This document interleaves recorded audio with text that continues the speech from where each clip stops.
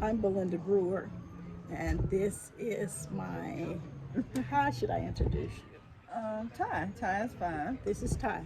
So we decided to come Facebook Live. I normally do not do this. This is something totally new for me, but you know what? I'm trying to get out of that box, and so we're just gonna sit here. She's gonna interview me. We're recording a interview and talking about women in art, and I'll be discussing some of my art pieces and some of the things that I do here since I've relocated from Texas to the big ATL. All right, let's get into it. So today we're talking about women in art. How long would you say you've been in the art industry? Well, I can actually tell you, I feel like I was born into it. It's just something that has been a part of me for a long time. I haven't had the opportunity to really express it or show it until in my older age. But And why is that? Why haven't you been able to express your love for art into your older age?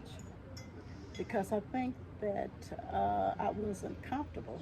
I wasn't comfortable with myself, and I wasn't secure in who I am and who I was called to be in terms of the art. I've always felt that I was going to be this outstanding professional photographer, but my art has taken a whole different, total direction since I've been here in the ATL.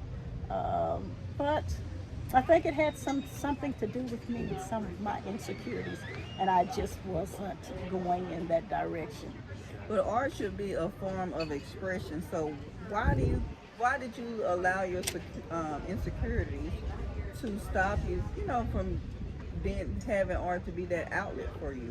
Well, I think what had happened is I was looking for validation. I was looking for other people's validation when I had to come to the point within myself that I didn't need anyone's validation, that I was able to do it and able to express who I was and who I'm called to be, and that's an artist.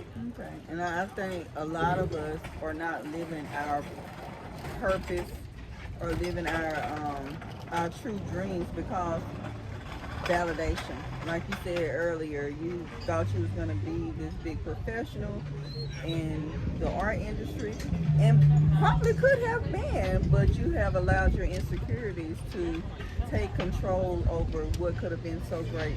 But you have done some great things in being as social photography.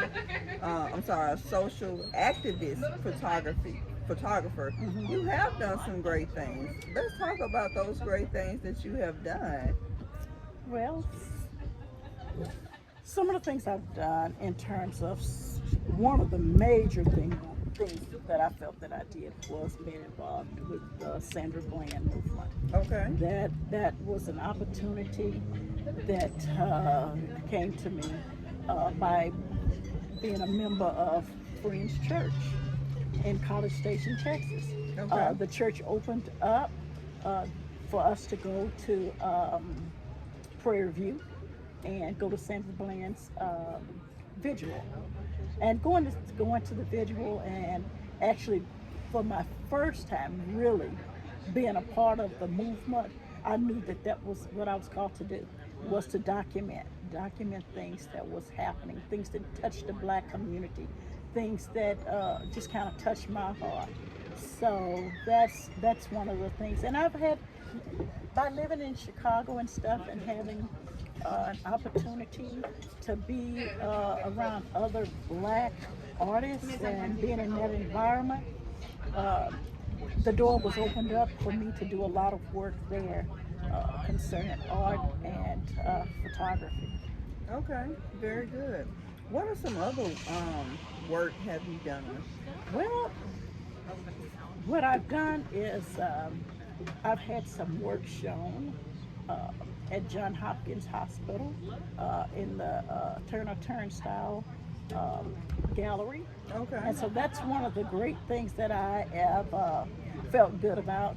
And one of the other things, I had an opportunity to show work in Bryan College Station and also at the African American Museum. I did a piece for the oldest churches, black churches that were there in Bryan, Texas. So, yeah. Okay. So let's go back to the Sandra Bland movement.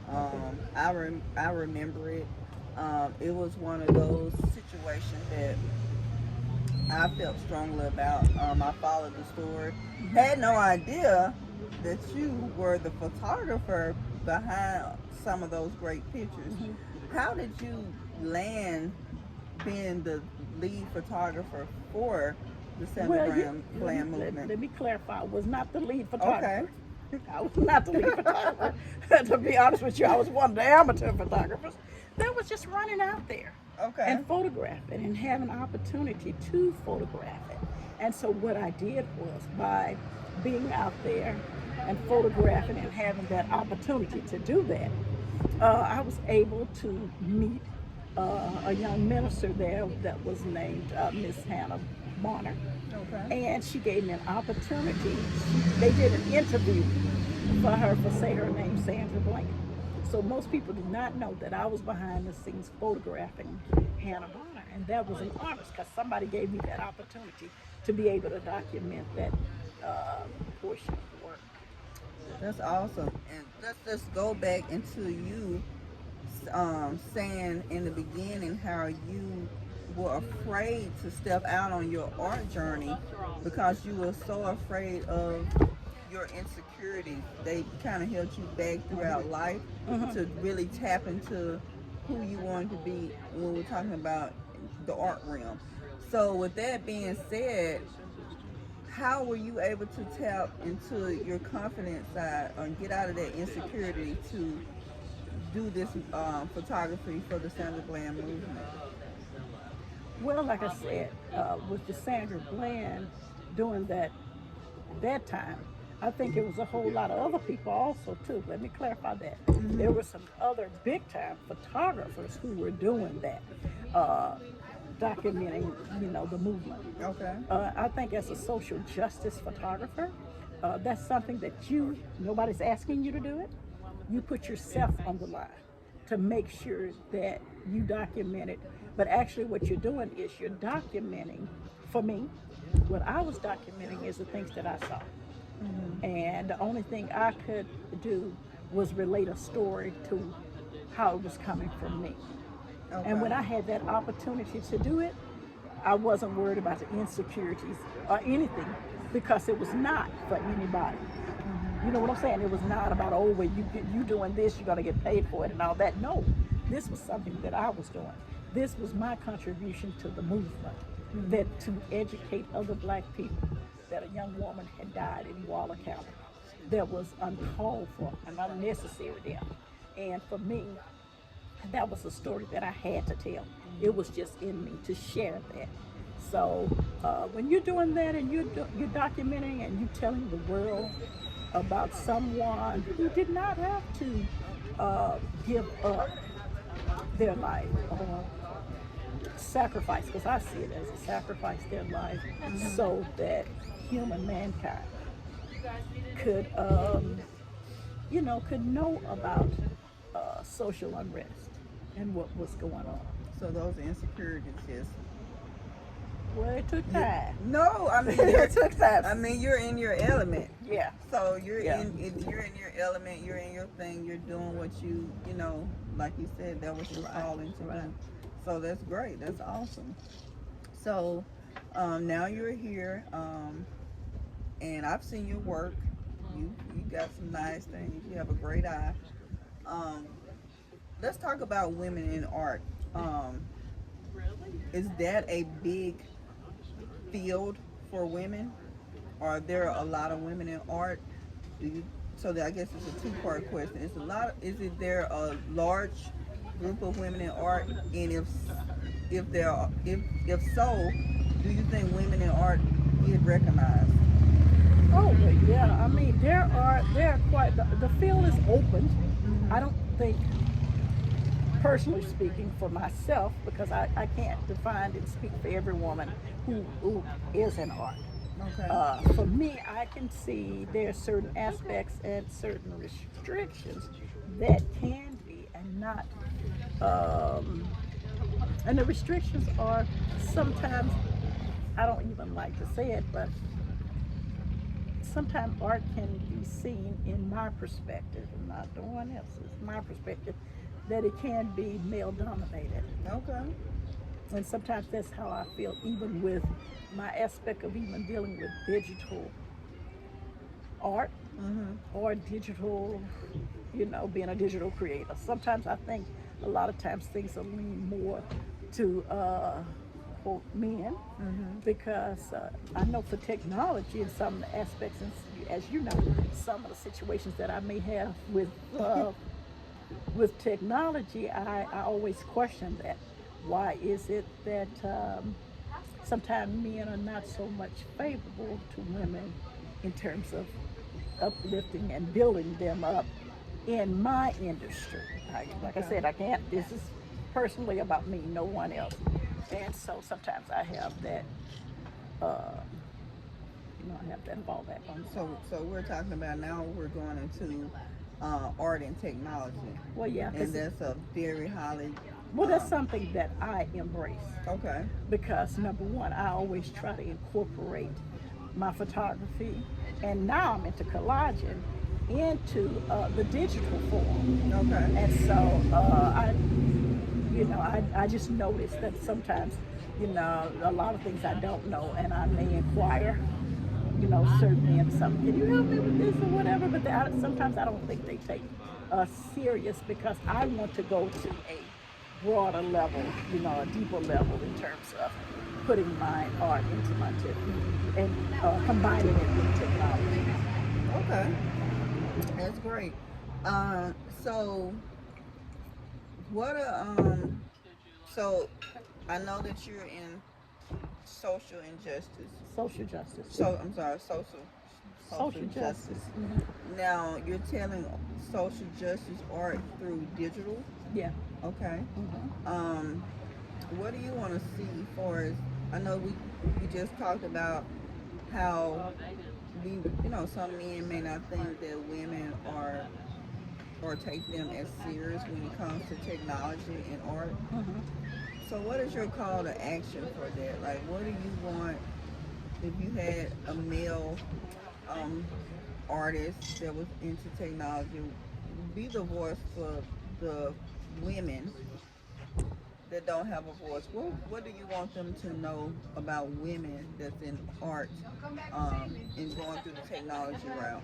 Well, the conversations that I have a lot of times with a couple of my buddies and stuff who are males, Right. is that number one, I would love for them to take us serious.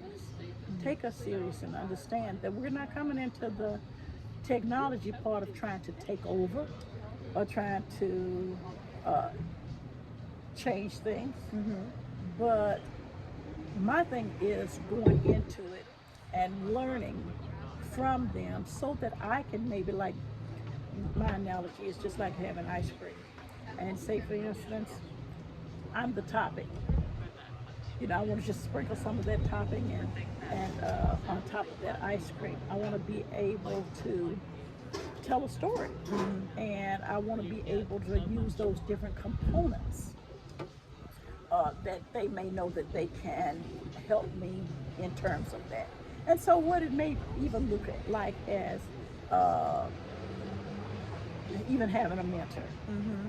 but not that I think men are so that they have to mentor me, because I Right. would prefer my own preferences. I would prefer to have a female mentor, because I feel that a female mentor could kind of well, and I know she could understand maybe where I'm coming from, whereas having a male mentor, it would be things that I probably would have to explain more, whereas women, we can relate to each other and they can basically understand where I'm coming from. Okay. So when you're taking these photographs, when you're out there for let him go by because he's a little loud.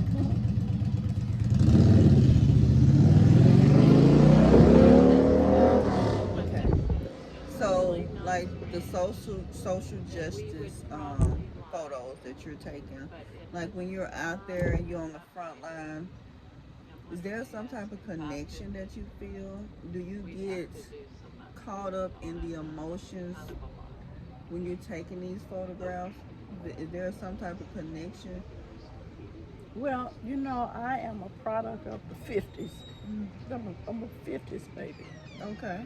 So um, I remember when Martin Luther King was assassinated, and I remember when Medgar Evers was assassinated, and John F. Kennedy, all that.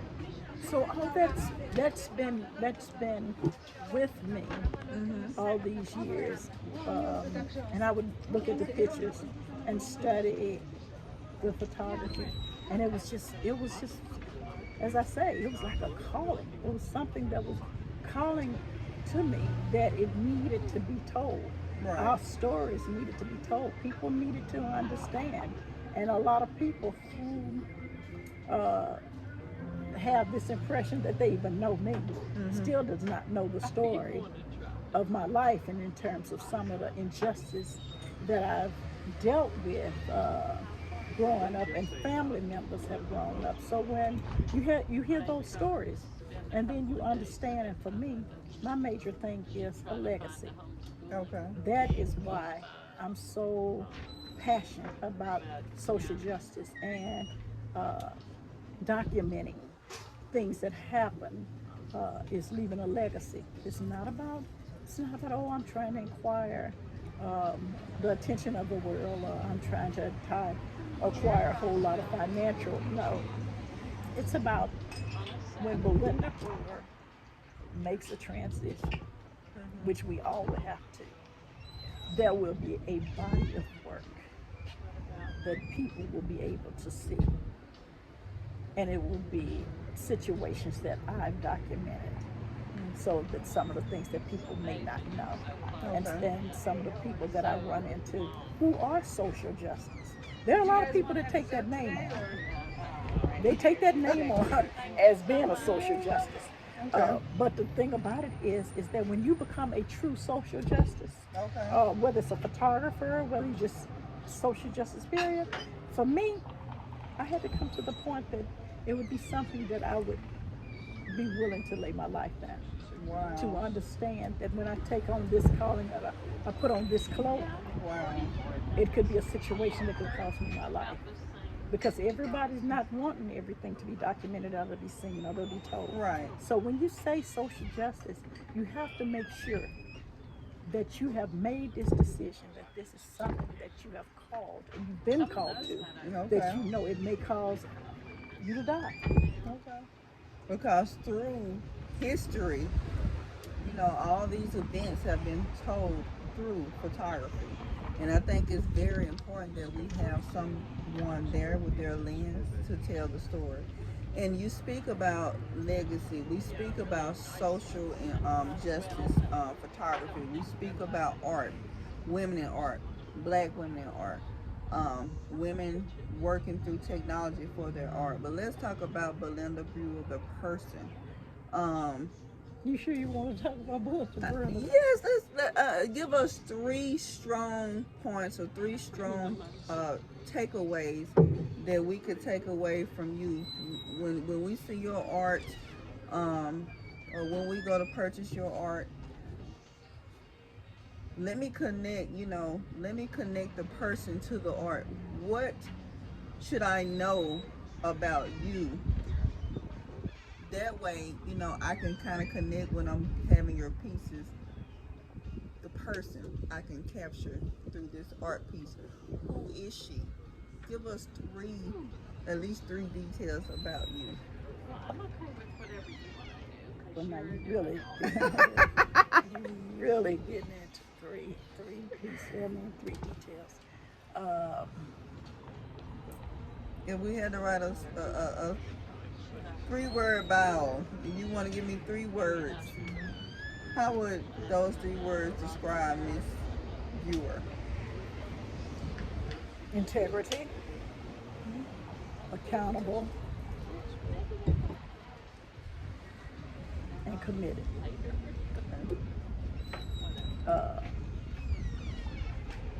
I'm committed to the cause. Okay. And that's when you look at my photography. Um, Actually, what I want you to see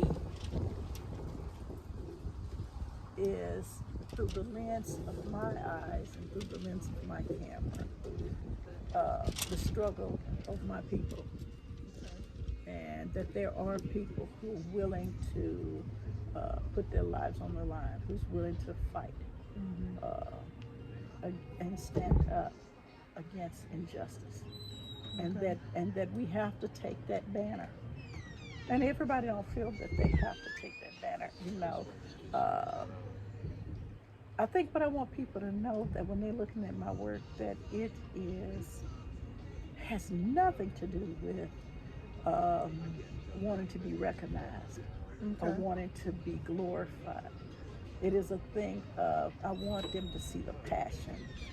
Because the art would definitely speak for itself. Yeah, yeah. So I want them to see that it's a passion product, and so that's it. That's Well, great. So, before we end our conversation, I want you to let us know, what are you working on now? Um, Basically, what I'm doing is I'm into collaging. I'm doing some collaging. Okay. So I have been commissioned to do a piece of collage for a alumni of Spelman University. So, and yeah, it's Spelman. Is it Spelman College? Is Spelman Yeah, University? Spelman College. Okay, for Spelman College, and so I'm going to be working on a piece of that concerning one of the ladies who are alumni, and so that's something that I'm working on. I'm always in the background photographing. Right now, Facebook is real cool with the reels, Okay. so I'm integrating a little digital stuff in that, and then also working at the school, teaching at the school. I'm coming up with stuff in terms of, as you all would call it, the PBLs, but I will be unfolding like pieces of work, Okay. of artwork that will have the kids working with me with collaging, and they'll be able to express like their lessons and their work through the collaging. So that's what I'll be doing. That's great. And I like the piece that you said that you're bringing it into to the schools, because I think that's a way that children can show their personality, who they are, because there may be that one child that have those insecurities, don't know where to start, and since you that has been your experience, now you can be the light for that next person to, you've done you are the blueprint when it comes to, hey, I've been insecure about my art, because I mean, your light is going to shine. I mean, you can't darken what you are. Well, I think when people see your work, they will see that, because your work really shines through your art. But just like you said, for validation, I think when kids tap into their artistic side, they can become who they really want to be. And I thank you for sharing your story, because like I said, there may be working with kids, there may be another person, not even a student, but there may be another older person that's out there, and whatever it is that they didn't get a chance and opportunity to do, this may be their time that they could tap into that. Hey, I want to sew. Hey, I want to paint. Hey, I want to go skiing. You are saying it's never too late. And I'm sorry for You're interrupting, fine. but what I want to share with you in terms of that is a lot of times I think when I say insecurities, people will not understand, and because it's deeper than that. Because when I say insecurities, at this point in my life, I'm not embarrassed, I'm not ashamed Right. of anything. So when I say a lot of insecurities, a lot of things I didn't do because I dealt with domestic violence. I dealt with a whole lot of things, being after, you know, a divorce and stuff, and being a single mom and stuff, and working hard to try to raise my children and stuff. So no, I didn't feel. I didn't feel that I was even, oh my goodness, able to, and didn't think, man, I know this is bad, but I didn't feel worthy that somebody would even recognize.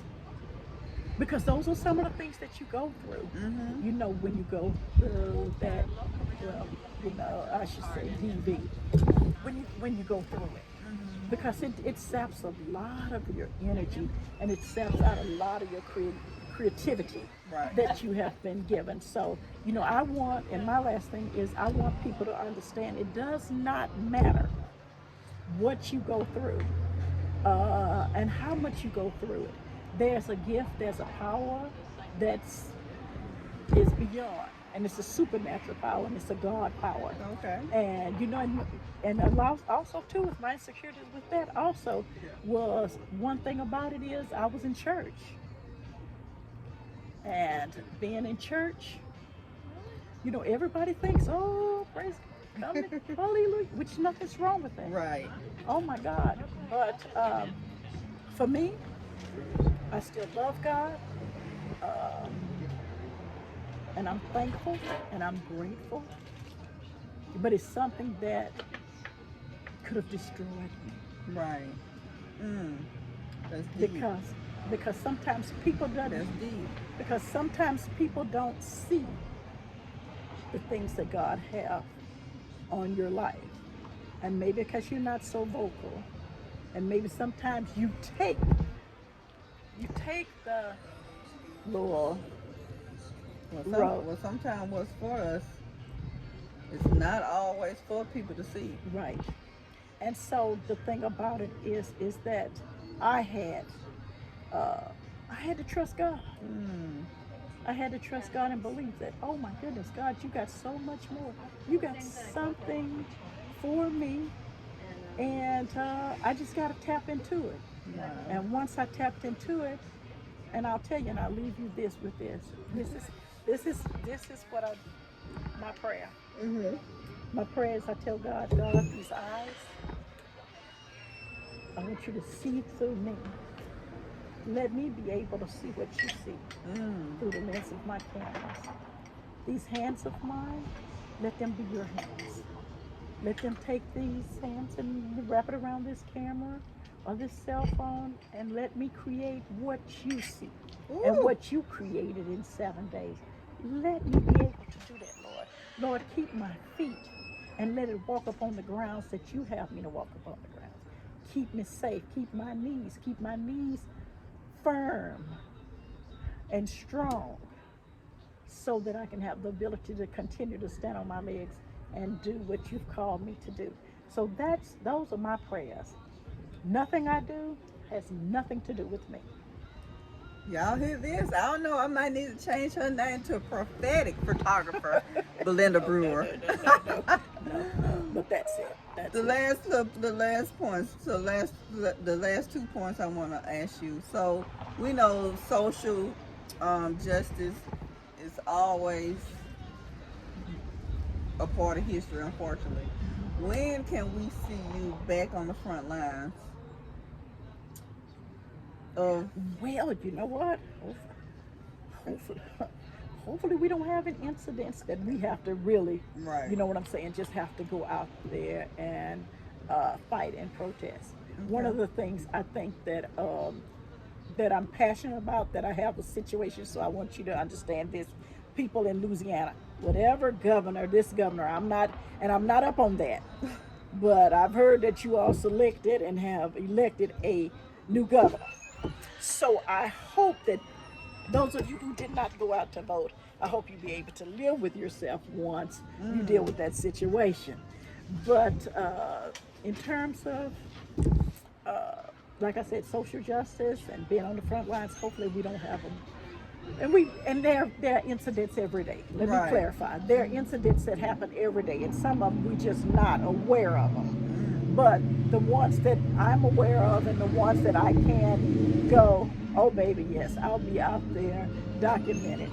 And I want people to understand that this is a real serious situation. When we talk about social justice, it is not something that you're, and I have to repeat that. Social justice is more than what you think it is. Right. You know, it ain't just going to the courthouse. Right. And, you know, pulling out files and photos. It's Right. it's literally getting up there. It may be a one woman or one man protest. You may be standing out there by yourself. But that's the thing about it is you have to be committed. You have to be called to do it. Because when you're called to do it, you're going to go out there and you're going to protest and you're going to speak.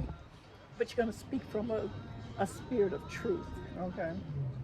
That's your whole thing. Always speaking from truth. And it's not about you. When you're a social justice photographer, it's not about Belinda Brewer. It's about the masses of the people. And it's some of the people that you don't even see. And some of the people that we don't even respect or we don't even give that credit. It's some of those people that's standing on the street, that's homeless, that don't have anywhere to go. That's our job. To share and to tell that story. And everybody, and let me clarify, everybody's story is not to be told in the media. Wow. It's just not. Because every homeless person you see, they're a person of integrity. They're a person of, we must respect their humanity. Okay. And so we can't, and I said integrity, everybody, that's wrong, but you know, what I'm saying is, you know, everybody deserves to be treated right. Fair enough. Fair That's enough. it. Well, you know, this has been great. I learned a lot of things that, you know, I didn't know. I think you are my first social justice photographer, activist. I think we're all out there trying to fight the good fight, but I think that it's so important that you're out there telling the stories that we, you know, because without those photos, without your courage for being out there on the front lines, we don't know what to fight for. We don't know what's going on. Like I said, this is my first time in my history that I get to, you know, to speak with someone I think is very prolific. Because you've been out there and you've been in the trenches, as they would say. And we hope and pray that you keep on telling those stories through your photography. With all that said, how can the good people find your art? How can they find you? Well, I got one more thing to say. Okay. and because it means so much to me. I would love for everyone who's listening, who hears this, is to remember, say her name, Sandra Bland. Let us never forget Sandra Bland. And, you know, and I also know Breonna Taylor, but I was the part of that Sandra Bland and having that connection, you know, and seeing the families hurt and their pain. So let's always say Sandra Bland, and that's something that I will, for the rest of my life, continue to remember Sandra Bland. And how you can get in touch with me. You can get in touch me with I'm on Facebook. You can reach out to me on Facebook, and that's Belinda Brewer. I also have a page called Davenport Phillips and Brewer on Facebook. Instagram is at bbrew42 on Instagram. But if you look me up, you'll be able to find me. And that's basically it. And so if you want to sit down, you want to have a conversation, and you want to talk about it, and even if you got something you need to talk about, some stuff we can relate concerning social justice and what I feel about social justice is about. And I love my black sisters. I love my black sisters that's in art. Power to the black female. Absolutely. Black women in art, black women in social justice, we are here for you. It's been my pleasure to sit down with Ms. Brewer to talk about these type of topics, and I want to keep this conversation going. So if you want to hit her up. She has gave you the details. I'll make sure that I put all those ats in the tab after this video is over. But this is what wine will try to do. We create conversations over these topics, these hard topics, or these topics that, you know, are not being talked about. This is what I'm here to do. And like I want to say again, it's been a pleasure sitting with you. And we're gonna drop some of her art also in the video. So I have purchased, I'm tongue tied, it's the wine. I have also purchased some of her pieces, and they are at my home, and I will be collecting more. I'm excited about it. I'm excited. I too. really am. I'm really excited about it. And I wanna